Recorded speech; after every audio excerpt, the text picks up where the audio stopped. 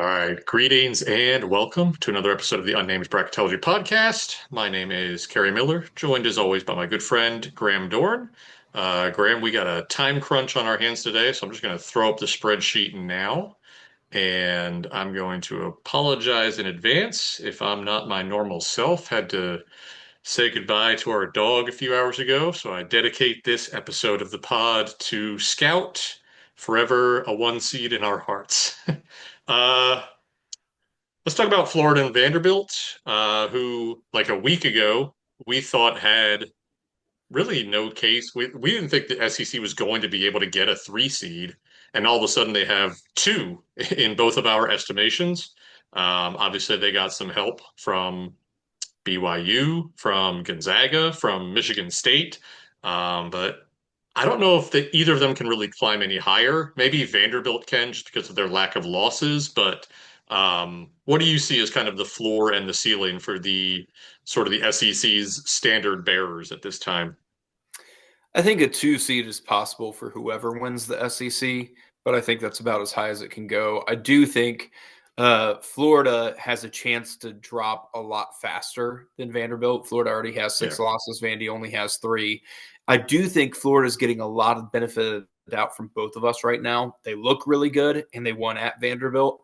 But all of a sudden, you add one or two more losses that are a little questionable, and I think the resume itself could fall apart pretty quickly. So I think Florida on less firm ground than Vandy. One thing I'll mention about Florida, it's all relative. I do think they have three questionable losses, but TCU, Missouri, Auburn, those are questionable losses for a three seed. They wouldn't Yeah. necessarily be questionable losses for a bubble team, but as we've previously mentioned with Michigan and Wisconsin, where Michigan lost at home to Wisconsin, that's a bad loss for a one seed, not necessarily a bad loss overall. Yeah. I think people yell at us all the time about like head-to-head results. We're like, calm down. There's more to the resume than that. But specifically in this Florida Vanderbilt, like I would love to have Florida maybe two or three spots behind Vanderbilt. But I'm like, oh man, but they won at Vandy. That's a pretty good tiebreaker in the Gators' favor. Same with Tennessee and Alabama. I think they're close enough that that really is kind of just the tiebreaker in the favor of the Vols, who have that road win over the Crimson Tide. You appear to agree. You have Tennessee one spot ahead of Alabama. I have them two spots ahead, but pretty much identical there. We are a little bit different on Arkansas. I'm not sure why. I should have looked into that more. Maybe I'm just super low on them. Maybe you're a little high on them. Maybe it's both. Who knows? But I mean, they don't have a terrible loss, as you were saying. Like even their losses are more forgivable than Florida's. They just don't have quite the same marquee wins, but go to bat for Arkansas being ahead of Kentucky. I think I ended up with Kentucky ahead after, again, that head-to-head result where Kentucky got the road win. Well, if you see where I have Tennessee, I have three teams that Arkansas has beaten that are overall seed 17 or better. I just think that really Hmm. top part of the profile speaks to me. So we'll see if they can hold that spot. I do think if Arkansas and Kentucky get in that direct competition, that win in Fayetteville could really prove monumental. Yes. And then the last team on this tier, Kentucky, who I think is, if not a lock, 99% of the way in. I think once we get down a little bit here to these bubble teams, it's not, even though there's not much separation seed-wise between Kentucky and, say, Auburn and Georgia, Texas, well, Auburn and Texas A&M, Georgia's a little bit further behind. I think Kentucky has certainly enough two very good road wins over Tennessee and Arkansas. Also, that neutral win over St. John's. It's going to be next to impossible to leave out the Wildcats, even if they were to really fade down the stretch. Let's scroll down. Oh, too far, too far. Calm down, mouse. There we go. All right. Auburn again. They're somewhat comfortably in. You have them as your last seven seed. We both have A&M as an eight seed. Any thoughts on either of those two teams who are a little bit bubbly, even though Texas A&M is still, I believe, tied for first place in the league? Just same as Arkansas versus Kentucky. If I think those teams do get into a direct competition, that result is going to come in handy. The fact that Texas A&M went to Auburn to win, I just didn't think right now that Auburn's resume was worse or equal to Texas A&M's. I just thought it was a little bit better overall. So I still have them ahead, but same deal with Arkansas, Kentucky. if they get too close, that could end up being a meaningful result. I'm pretty sure I mistyped them because, well, I definitely didn't mean to do that. 32. I think I had them backwards, as you just said. A&M won at Auburn. I don't know why I would have done that for up at the top of the bracket and not there because they are so close together. But um, A&M in general, do you think, you know, obviously they've got what, 7 wins in league play, but they did nothing in non-conference play. How confident are you in the Aggies getting in when all's said and done?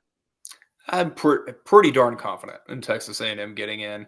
Again, you just look at Auburn, at Georgia, at Texas. If it gets into a conversation with any of those other teams as bubble teams, they went on the road and beat a bunch of bubble teams. So, like that by itself, 3 wins over teams that are currently in the field. But even if one or two of those drop out, those are still wins against teams in the field on the true road win or that are going to be very closely considered for the bracket.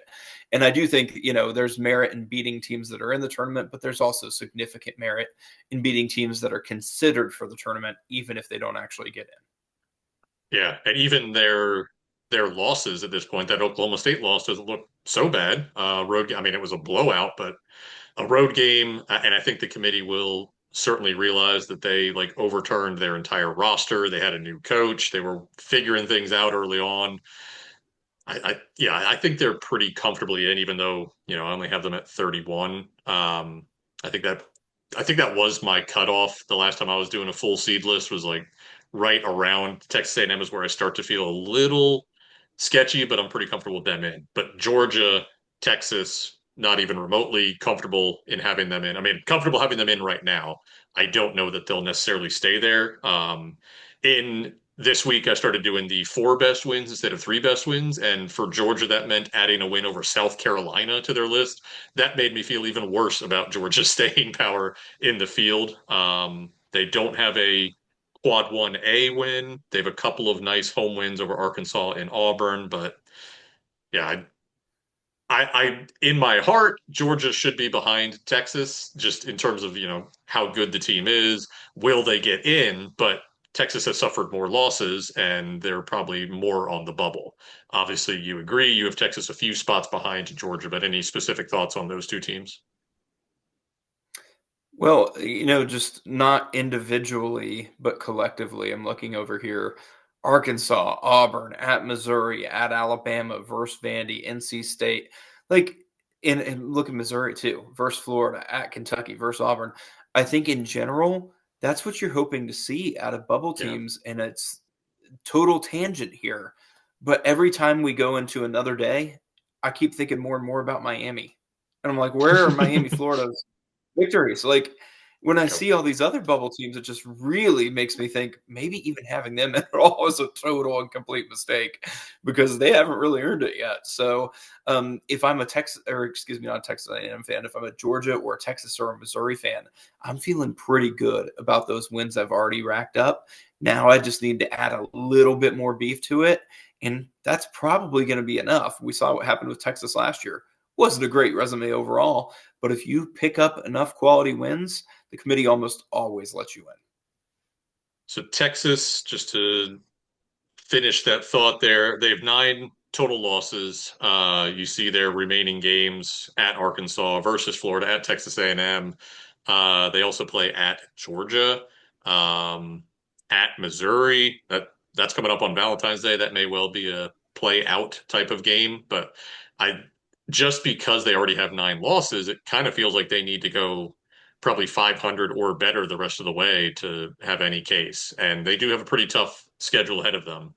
Uh, yeah, and I'm with you on Miami. I think when Oklahoma State jumped in after that win over BYU, I think it was Miami that I was finally able to scrub out. Now watch them go beat Louisville or North Carolina in the next few days. We'll have to retract all of our naysaying on the Hurricanes. But as I said earlier, we've got a time crunch today, so that will wrap us up.